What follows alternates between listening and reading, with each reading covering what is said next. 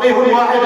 আশাদু আলা শাইতান মিন আলফি আবিদ 1000 আবিদকে এক পাল্লা দিলেন একজন আলিমকে এক পাল্লা দিলেন আলিম ঠিক তুমি তো হুজুর লাগছে জুব্বা গায়ে দিলে হুজুরে যায় তাবলিগে গেলে হুজুরে যায় তিন চিল্লা চার চিল্লা দিলে হুজুরে যায় কয় হাজার চিল্লা দিলে প্রেমিয়া এক আলহামদুলিল্লাহ বলতে পারবো হুজুর তাফসীরের গ্রন্থ আমার ঘরের মধ্যে আছে নিয়ে আও আমার বুঝাই দিলাম আপনার সমস্ত প্রশংসা কেমন লাগবে নিয়ে আসো আলহামদুলিল্লাহ যে সমস্ত প্রশংসা কেমনে হইল অভিধান দিয়ে বুঝাই দেওয়া কান কেটে দাঁড়িয়ে হুজুর হুজুর লাগছে হুজুর বাইরে বাইরে এবার আসি কি নিয়ে লাগছে তাহলে বোঝা গেল যারা যারা লাগছে জাহেল আমি তো বলতে লাগছে জাহেল হুজুর বুঝতে দিবা দুই নম্বর কথা আসি কি নিয়ে লাগছে কি নিয়ে লাগছে একটা যুদ্ধ হত্যার বদলে হত্যা একটু আগে একটু পরে এইটাকে যদি জান্নাতের সম্মান প্রাপ্ত মানুষ বলে যে জিহাদে লেগে যেতে পারে একটা সংসদের মসজিদ দখল নিয়ে যদি 70,000 সাহাবী শহীদ হয়ে যেতে পারে আর তাদের মধ্যে আমাদের মধ্যে আছে কি নিয়ে কয়েকটা বিষয় লাগছে কি নিয়ে লাগছে যাতে জানেও না এই দেখি নিয়ে লাগছে তাহলে কোনটা ভুল লাগছে কি নিয়ে লাগছে ক্ষমতা নিয়ে হ্যাঁ ময়দান নিয়ে সাতানে লাগছে না জানে না কোন করে জানি না হুজুর নিয়ে লাগে না মুতারা হুজুর নিয়ে লাগে না কিছু মাসালা আছে আয়াতের 79 আয়াতের অর্থ স্বীকার করা হয়েছে 79 আয়াতের অর্থকে অস্বীকার করা হয়েছে 79 আয়াতের অপব্যাখ্যা করা হয়েছে আর তুমি বলছো চার দোকান বসে তামসা দেখার দিকে 79 আয়াতের অর্থ অপব্যাখ্যা করা হয়েছে একটু যুদ্ধ একটু প্রতিশোধ আগে আর পরে নেওয়া হবে এইটা নিয়ে যদি এত মানুষের মধ্যে হতে পারে আর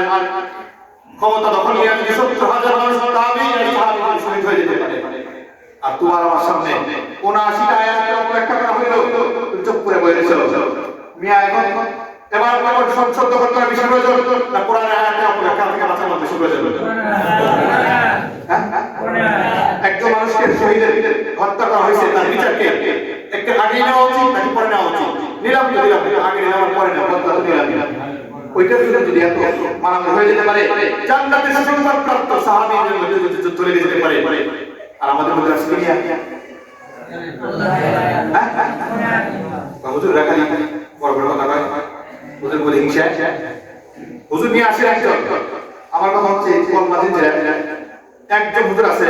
আমি যত কিতাব হাদিস কিতাব পড়াইছি আমি যত ফিকাহ কিতাব পড়াইছি একজন আছে তা আপনি আমার মহল্লা মুসল্লি হয়ে আপনি এই কথাটা করা কয়দিন কয় কিতাব পড়াইছি আর পড়ছেন ও কাল হয়ে গেছে অল্প বয়সে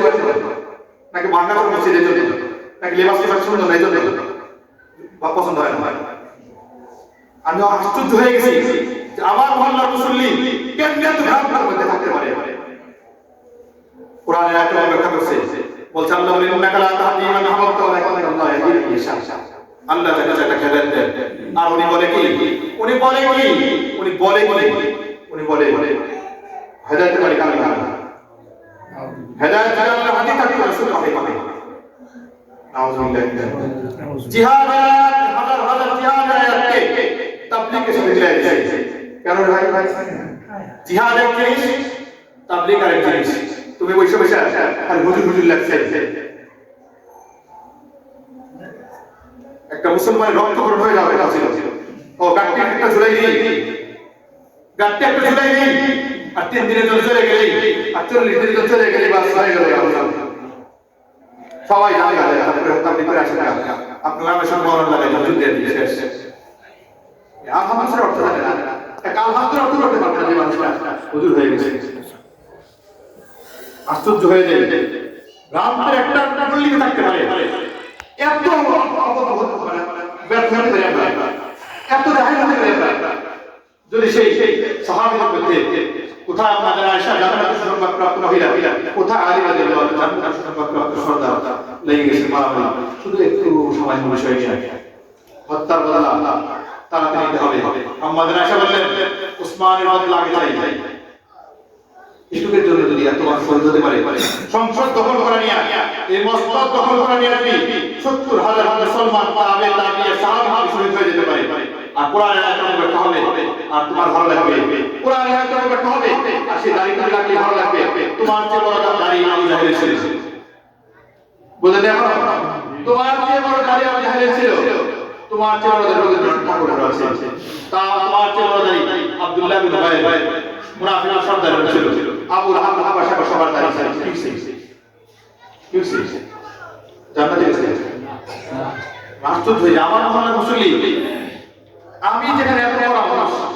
আর সেই মহল্লার মুসল্লি এত ভান করে থাকে কেমনে করে চলে গেছে এখন তো বের হয়ে যাবে কে আছে হুজুরা সাধারণ মুসলমান লাগছে লাগছে কি নিয়া মারতে হল নিয়া নিয়া লাগছে কোরআনের ব্যাখ্যা করা হয়েছে কোরআনের ব্যাখ্যা করা হয়েছে আর হুজুরা বলবো না হুজুরা খালি দাওয়াত খেয়ে বেড়াইবো আর পানিতে যদি বাদ আমি সব করবো আর হেলিকপ্টার ওয়াজ করে বেড়াইবো কইবো না তারপরে কিসের হুজুর ইসলামের কথা যদি বলতে না পারি সঠিক করে আপনি তুলেই ধরতে না পারি ধরলাম কেন আপনাদেরকে সঠিকটা কেন বললাম এই জন্য শঙ্কা হয়ে গেছে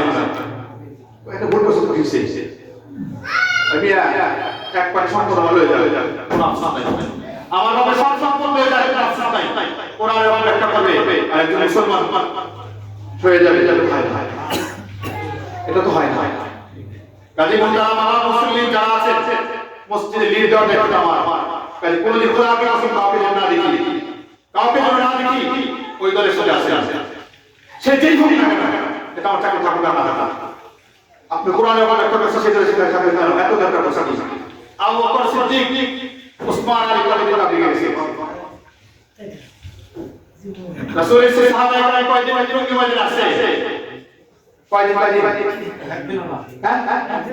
রাসূলের সাহাবায়ে কেরাম কয়দিন চিল্লে গেছে কয়দিন দূর দিকে গেছে কয়দিন চিল্লা দিছে কয়দিন সবকিছু করছে কয়দিন ব্যস্ত করছে জাহান্নাম চলে গেছে আপনার যদি ধারণা লাগে আপনার যদি মনে হয় যে যেহেতু তাবলীগ একটা ইখতিলাফ হয়ে গেছে আমার কাছে স্পষ্ট হয় না আপনি চুপ থাকুন আপনি নিউট্রাল হয়ে যাবেন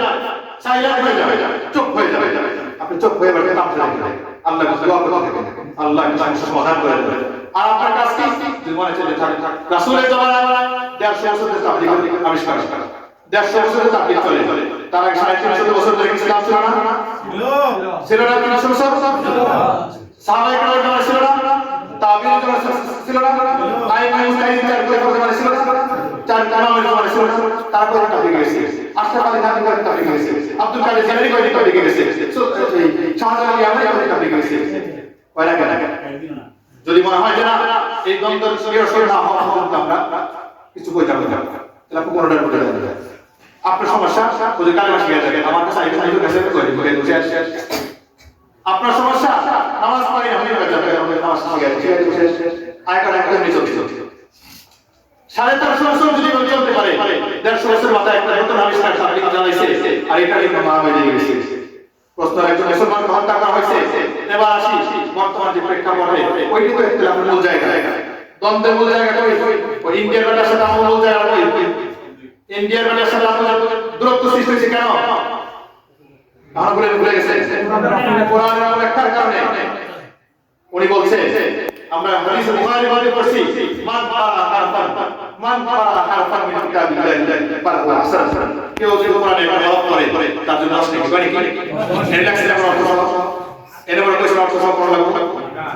বুঝছে ওই বেটা কইছে অর্থ সব পড়া লাগবে না পুরো সব কেন হাদিসের অর্থ সব পড়া কেন তুমি তাহলে এই মুসলিম জাতি কয়জন অর্থ জানে তাহলে আপনি বিফলে যাবেন না কর্কনা জানে যদি কোরআন পড়া লাভ করে কোনো কি নাই এই কথা কি কই দিয়েছে ঠিক আছে তাহলে আপনি কোরআন চলবো এই যে সারা পড়া পড়া তাহলে আপনি হাদিসের কথা বলেন একটা রাসূল আল্লাহ বলেন লা তাবদীল লিকালিমাতিল্লাহ আমি আল্লাহ একটা বিধানকে অস্বীকার করার অধিকার নেই একটা বিধানকে বদল করার কোনো অধিকার নেই আর আপনার বিশ্বাসে আপনার সেই ইন্ডিয়ার বেটা 81টা রাশি আয়াত ব্যাখ্যা করলো হাদিস ব্যাখ্যা করলো মাসনাদ ব্যাখ্যা করলো প্রত্যেককে পকেটে অ্যান্ড্রয়েড মোবাইল নাই অ্যান্ড্রয়েড মোবাইল নিয়ে আপনি নামাজ পড়তে পারবেন হ্যাঁ ভাইবেন আপনি আপনি কারণ ইন্ডিয়ার ওই বেটা মোবাইল নিয়ে নামাজ পড়তে ওই যে অ্যান্ড্রয়েড মোবাইল তো তারপর নামাজ পড়তে তারপর নামাজ পড়তে এটা আমার কাছে মোবাইল বুঝে বেটা এসে মোবাইল এরকম একটা হাদিস করে এবং একটা কোরআন পড়লে যদি নাকি উসমান রাদিয়াল্লাহু তাআলা শহীদের জন্য তার বদলা নিতে গিয়ে সমাজকে হেরফেরের কারণে হাজার হাজার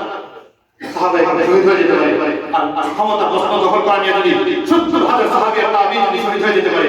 কোরআনের হবে আমরা চাইছি আমাদের কোরআন গুলো হুজুর আজীবন তাবলীগ তার কথা বলবেন। তাবলীগের কথা বলছি না, কোরআনের আয়াতের কথা বলছি। কোরআনের আয়াতের ব্যাখ্যা করা হয়েছে আমরা এত সস্তা তো দুনিয়া না। এবার আসি যে মানুষ হত্যা করা হয়েছে কিসের জন্য? টঙ্গীবাজার দখল নিয়ে 2 দলে লাগছে, মূলত ভাগ ওইখান থেকে হয়েছে। তারপর টঙ্গীবাজার দখল করা নিয়ে লাগলো একটা মুসলমান নাই হত্যা করছে। এবার আসি একজন মুসলমান ভাইয়ের রক্তের দাম কত? যে মানুষটাকে যে 4-5 জন হত্যা করা হয়েছে, একজনকে হত্যা করা হয়ে থাকে আর কুল কায়নাতের সমস্ত মুসলমান যদি তাবলীগের সঙ্গে বাজারে চলে আসে,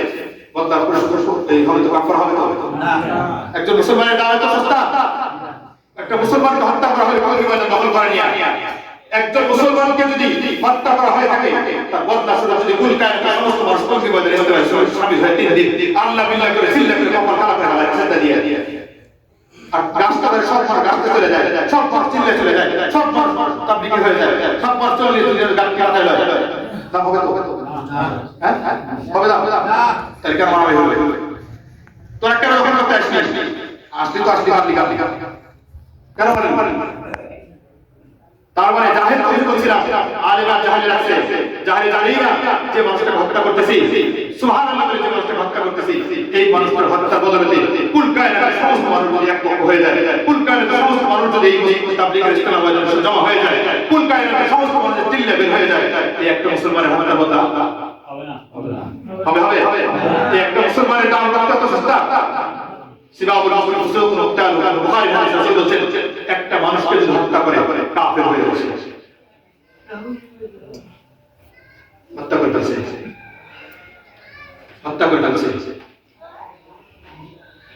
মাঠের উপর হাজার হাজার করলে পরে ওই এলাকার ওই যে মারা হয়েছে ওই রক্তের বন্ধ হবে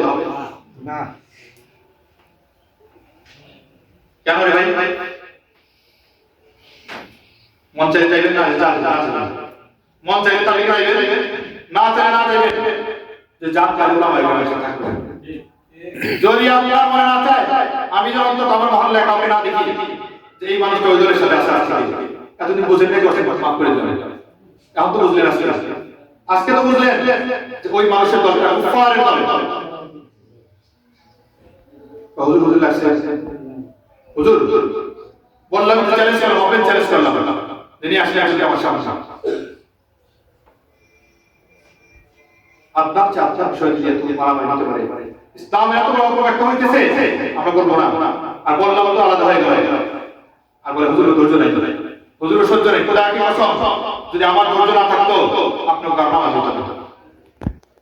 বিশ্বাস করেন? আমার যদি ধৈর্য না থাকতো আমার কাছে কার নামাজ হতো না। ওদের কেমনে মাস্টার শুনে নেবেন। আমার যদি মনে চায় যে এই মানুষটা এটা আতি, এই মানুষটা এটা আতি, এই মানুষটা এটা আতি, এই মানুষটা এটা আতি, আমি নক করার শুনে যদি বলবো আমার বিষয় কাছে নামাজ হবে জীবনে কার নামাজ হতো না। কই কোনোদিন তো এই নিয়ম করলাম না, তাহলে আমার হিংসা করতে হবে।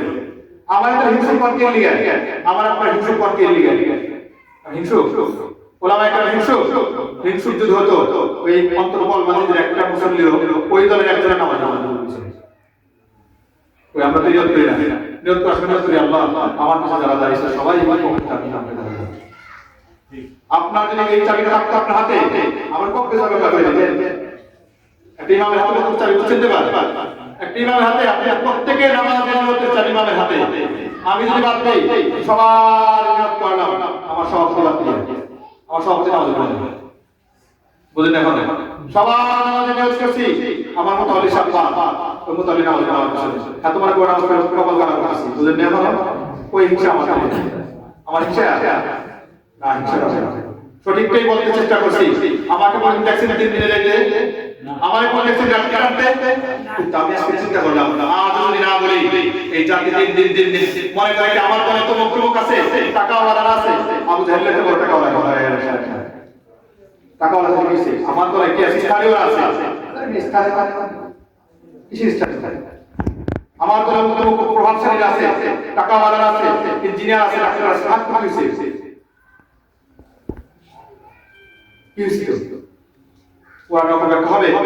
আর আলহামদুলিল্লাহ ছেলে বসে বসে তালি বাজাবে না কোনদিন, তালি বাজাবে না কোনদিন, তালি তো বাজাইবে তওবা করে ইস্তেগফার করবে। এখন তো আলহামদুলিল্লাহ ওই দিনের ঘটনার পরে হাজার হাজার মানুষ এই দল এসেছে এবং বুঝে গেছে যে একজন মুসলমান হত্যা করা হয়েছে, 18 সালে মারা হয়েছে, এরকম কত হাজার মানুষ গ্রহণ করলে পরে এটা একটা মুসলমান হত্যা করতে হবে।